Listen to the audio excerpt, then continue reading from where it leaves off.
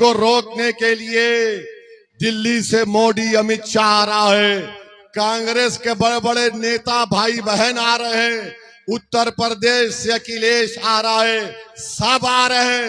अरे याद रखो, एक मर्द मुजाहिद का मुकाबला ये कमजोर लोग कभी नहीं किए, ना कभी करेंगे इंशाअल्लाह ताला।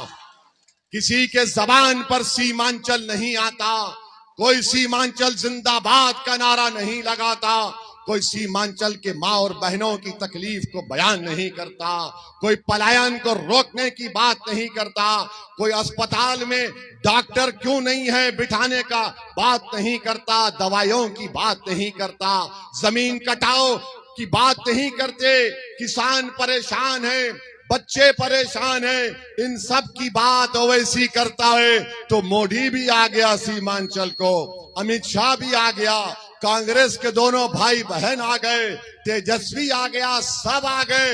अरे जितनों को बुलाना है बुला लो, यहां पर पतंग छाप घर घर पहुंच चुका है, पतंग छाप कामयाब होगा इंशाअल्लाह ताला।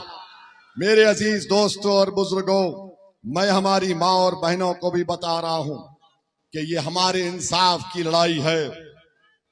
और अगर कोई ये कहता है कि मजलिस इत्तेहादुल मुस्लिमीन वोट काटने के लिए आई, तो दुनिया का सबसे बड़ा झूठा है।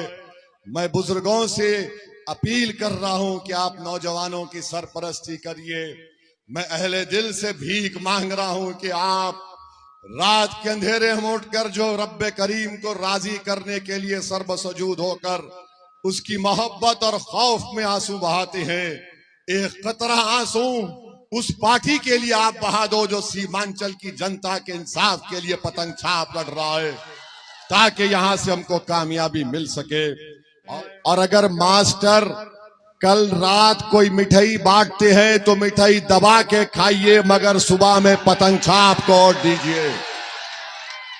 अगर मास्टर के लोग डराने का काम करते हैं तो मैं ये जिम्मेदारी हमारे गुड्डू बाबू को देके जा रहा हूं, गुड्डू बाबू देख लेंगे उन लोगों को। और याद रखो, गुड्डू बाबू के साथ ओवैसी खड़ा है और अल्लाह हमको कामयाब करेगा इंशाअल्लाह।